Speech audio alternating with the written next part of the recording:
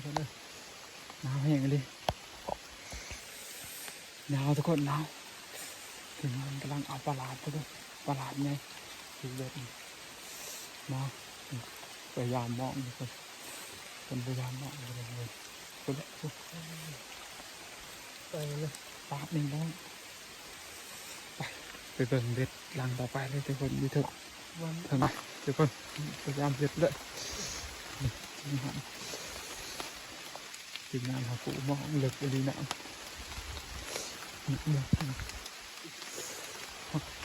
พยายามเบ็ดอยู่เถอะคนก็ตกเลยโอ้หนาวแห้งดีทุกคนเลยคนตกเลย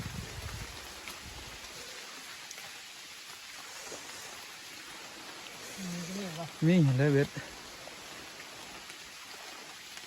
เบ็ดมาทอดในปลาบ่อน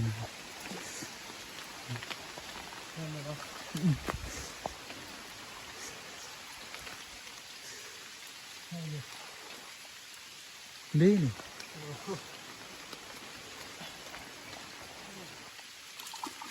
จะได้เราเสียม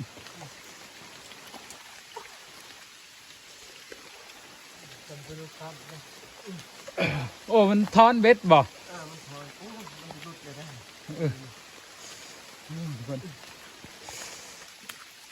ตัวเล็กไงตัวเล็กไงป่ะให้มันแม่นอนลงกับพี่ดินที่มันสิริ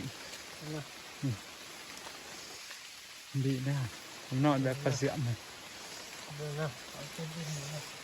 สายมองจะยังแจ๊กล่างอยู่ยังอยู่ใช่ไหมดังไป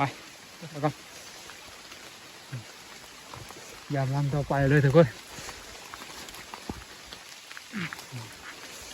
ถ้าเห่านี่หนาวเลยทุกคนเลย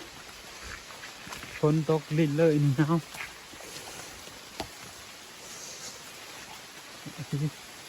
หนาวแห้ง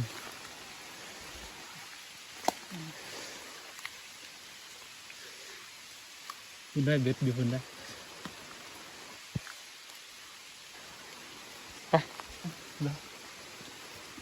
ยาล้างมือดาวนั่งต่อไปหาบ่อพอเบ็ดขันซ้ำโบมือก็หักเพื่อน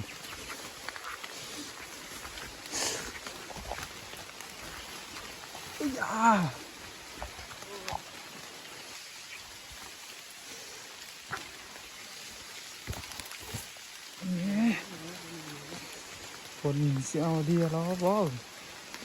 ดีเลยอยู่